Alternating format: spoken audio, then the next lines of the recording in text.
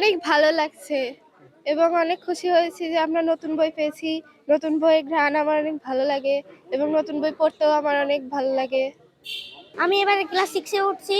আমরা 7টা বই পেয়ে আমি খুব আনন্দিত। আমরা বই পড়াশোনা করব এবং ভালো রেজাল্ট করব।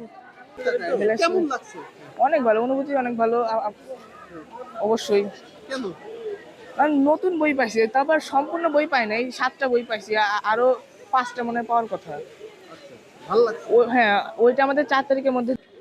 প্রতি বছর বই উৎসব হতো, এবছর অপ্রিয় হলো সত্যি, বই উৎসব হচ্ছে না।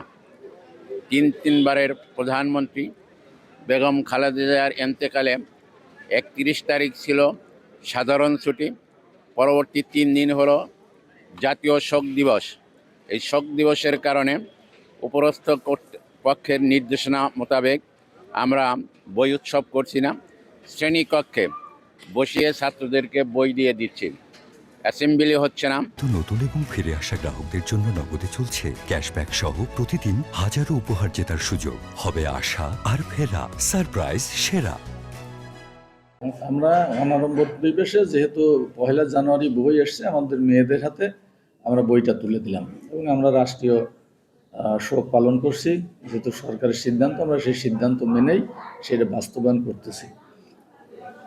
আর বাকি আমরা রোববারে দিব, যেহেতু আজকে বৃহস্পতিবার, আমরা বাকি বইগুলো রোববার হাতে তুলে দিব। কোনো বই কি বাকি আছে?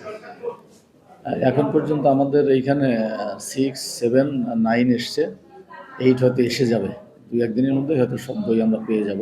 তখন সব বই আমরা আমাদের শিক্ষার্থীদের হাতে তুলে দেবো।